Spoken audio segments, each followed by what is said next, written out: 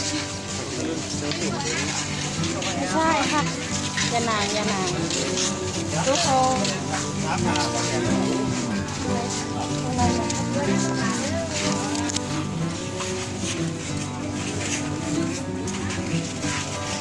ใส่คน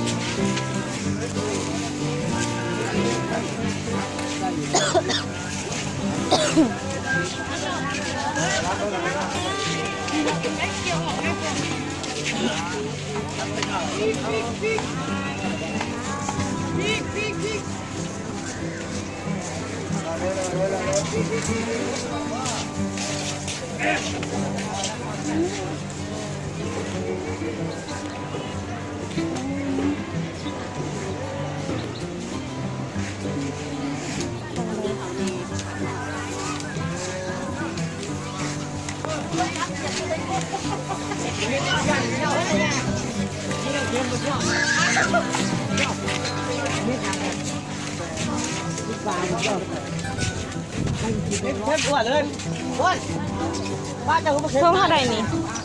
กระเบื้องนึกว่าเป็นใส่เกลือค่ะ ว่าอะไรใช่เช่นนี้เนื้อเปิด ผมมีดอก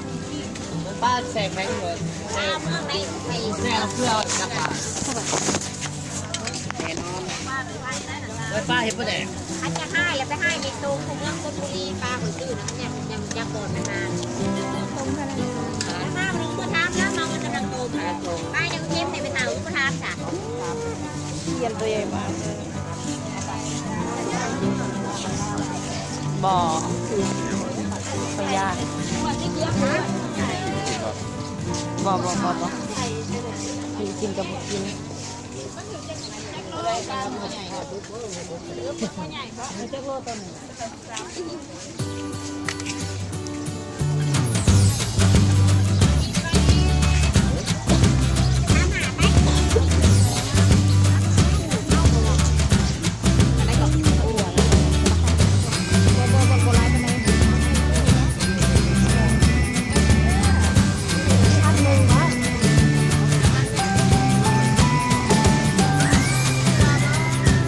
น้ำไม่เท่าไหร่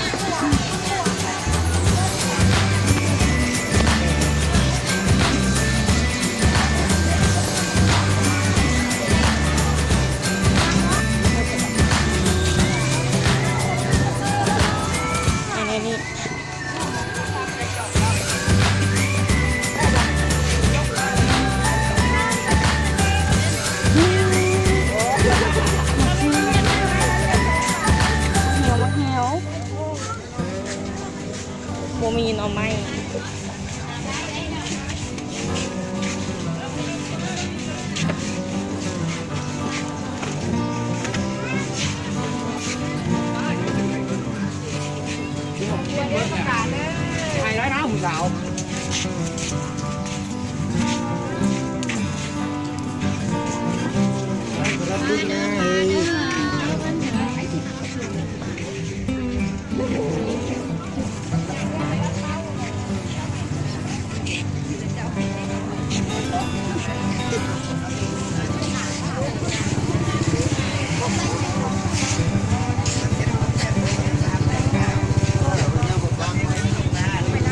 กินหน่อไม้แล้ว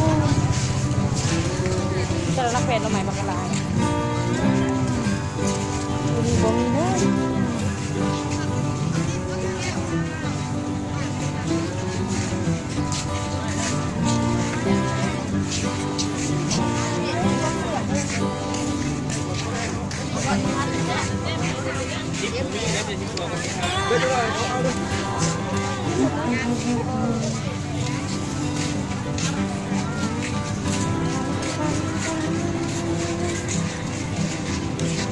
ตรงนี้เนี่ยมันก็สวย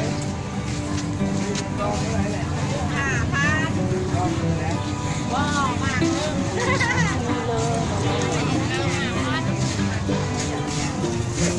ปลาเผาเนื้อ